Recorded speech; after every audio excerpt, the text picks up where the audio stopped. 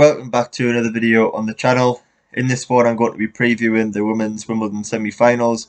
We've got a fantastic lineup, a couple of players that I certainly didn't expect to see at the start of the tournament, but that becomes a custom when you watch the WTA. There's that many young talented players, but starting off with Ashley Barty against Angelique Kerber, and Kerber was the 2018 Wimbledon champion. Hadn't won a title in 3 years until she won one in the grass courts last week, and has come in to Wimbledon, back on centre court, back in front of a crowd, and it seems to have completely upped the game again. She looks in fine fettle.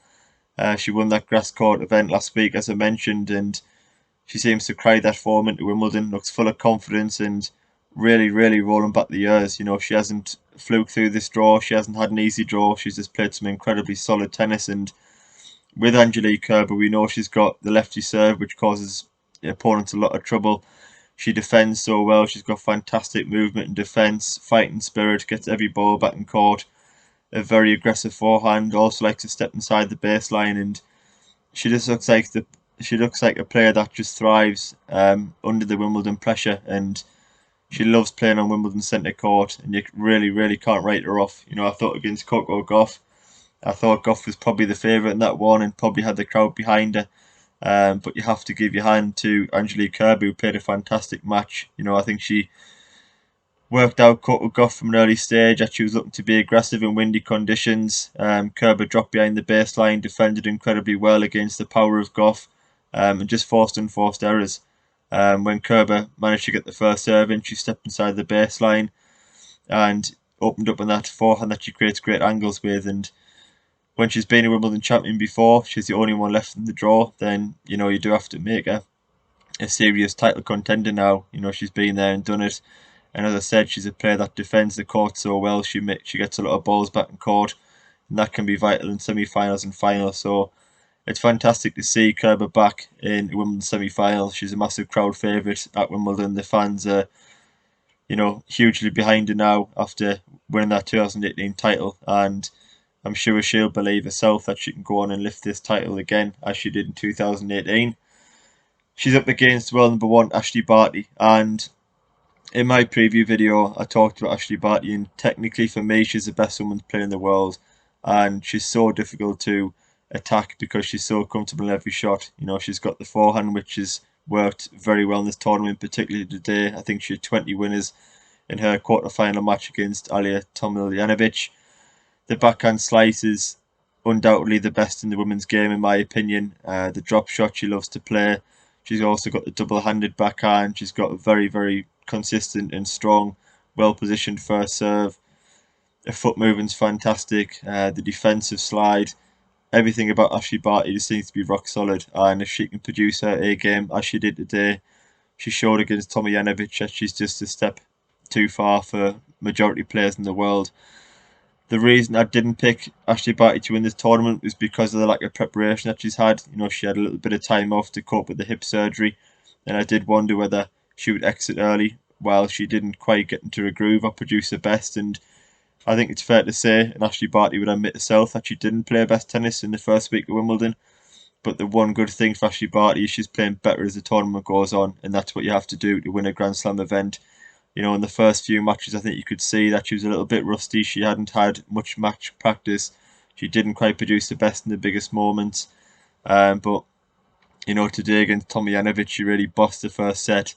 And when she did have a little lapse at the start of the second, she bounced back straight away, played a fantastic return game and got back onto it and dominated again to win 6-3. And as I said, if Ashley Barty's game is 90-100% there, she's technically the best in the world, and she's very, very hard to break down. She's got so much variety, so much power and poise, and conviction around the net. She's a fantastic doubles player, backed up with a great first serve. She's incredibly difficult to stop.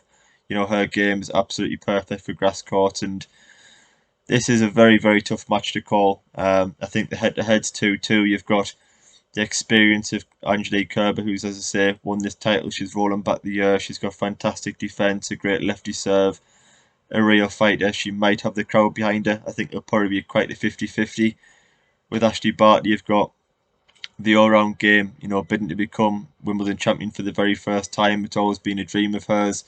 She is a French Open champion, so it's not as if she hasn't got experience on the big stage. But this is for me is a 60-40 in favour of Ashley Barty. I think with Ashley Barty, if this was an early round clash, then I might have went with Angelique Kerber. But the fact that Barty's got matches under her belt now, you can see the hips not really having an effect. She's back match fit, and she's, as I say, getting better as the tournament progresses. Then I actually think she's a huge danger. So I'm going to slightly go with Ashley Barty, but it's not much to miss. It's on paper two fantastic semi-finals, but I think Barty Kerber will certainly be the highlight. Moving on now to Karolina Pliskova against Aryna Sabalenka, and when it comes to Grand Slams, I've almost forgotten about Karolina Pliskova because I've felt myself say so many times that Pliskova is the best player on the WTA yet to win a Grand Slam title, and she's a player that's played very, very good tennis throughout her career, particularly WTA titles away from Grand Slams. She was world number one at one point in her career, but she's never quite produced her best at Grand Slams, and it almost gets to a point where you think this is never going to happen for Pliskova. You've got the likes of Andreescu and Sabalenka and Osaka coming through. There's going to be players that improve past Pliskova, and it just might never happen. But I think with Karolina Pliskova, she always seemed to struggle with being the favourite and having that favourite tag, and people, bidding, expecting her to go far in Grand Slams. I think she almost struggled to deal with that pressure. This year, she's sort of gone under the radar and just cruised through the tournament. She's yet to drop a set. I think she'd lost a serve just 4 or 5 times. She looked absolutely in fantastic form against Guljevic, who was on a great run today. And, Karolina Pliskova's got a game that should be perfect for grass. We haven't quite seen it at Wimbledon over the years, but we've certainly seen it in 2021. And now she's reached this stage, then you have to take it very seriously. One thing I will say about Pliskova is she hasn't faced a seeded player yet. That's not to say she didn't play, very good matches against good opponents.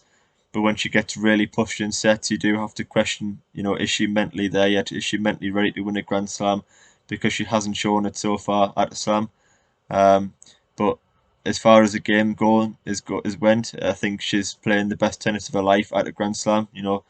She's playing brilliantly well, serving fantastically, the forehand to be aggressive, and that's the way Pliskova has to play now. She has to be aggressive. She has to look to make first serves, attack the net, use the height around the net. She's very difficult to pass. She's got a monster forehand. And the backhand in particular has been very good down the line, I think, this tournament as well. So I think Pliskova, again, bang there mentally, not quite sure yet. She hasn't really been pushed. She hasn't been taken to a decider. I think she'll be certainly pushed against Sabalenka, but if she can come through tough moments, serve well under pressure and close out deciding sets in big moments, then yeah, she may be Wimbledon champion for the very first time. But she's up against a rampant Aryna Sabalenka who came past a very, very tough opponent today, and she was just imperious against on Jabeur. Jabeur tried absolutely everything. We know that Jabeur is a fantastic shot maker. She's got the slices, she's got the drop shots, the unorthodox ground strokes, but the overall power and devastating ground strokes and serve from Sabalenka was just too much. It didn't matter what Jabeur tried to do, she did, get in both sets, but the overriding power of Sabalenka, she's hitting 95 plus mile an hour forehands, 125 mile an hour serves. If you can find those consistent enough during a match, then you're going to be very, very hard to beat. And I do feel like Sabalenka is so close now to winning the Grand Slam. Over the past 18 months, I think we've always said with Sabalenka that, she's too erratic, she tries to attack too many balls, she hasn't got much variety. But just slowly over time, with experience, with maturity, with learning experiences, you can see that Sabalenka's, getting better and better. She's producing the best in the biggest moments. She's playing the right shots more. Her shot choice is a lot better than what it used to be. She's more patient in rallies. Her defensive movements improving certainly. With a double-handed backhand, and particularly in the return, she's getting very good depth, which is allowing for short balls actually and opening up on the forehand side. So yeah, I think this is a good matchup for Sabalenka. I think, someone like Barty who plays lots of slices and keeps the ball low and plays drop shots and got fantastic variety in the backhand would cause Sabalenka huge problems. But I think someone that's going to have probably a toe-to-toe war with Pliskova Pliskova's not going to be playing loads of drop shots and backhand slices and keeping the ball low and wanting to extend rallies. I think it's going to get into a shootout. Who can hit the ball hardest, who can hit the most forehand winners, who can hit the most aces. And at the moment, with the current form of Sabalenka and her form of the past 18 months and the titles that she's won, I would have to go with Sabalenka. I would just have more confidence her in the big moments under pressure.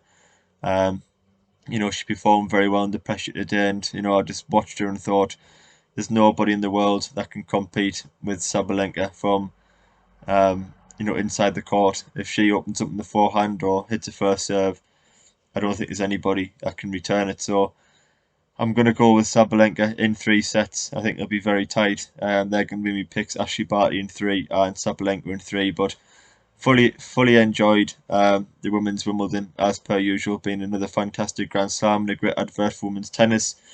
If you do have any comments or predictions for the women's semi-finals, do leave them in the comment section below. I do always enjoy reading those. I have also brought out a last 8 men's prediction video if you do want to check that out.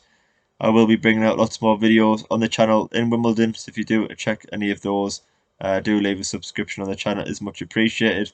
Thanks for watching, and I will see you on the next video.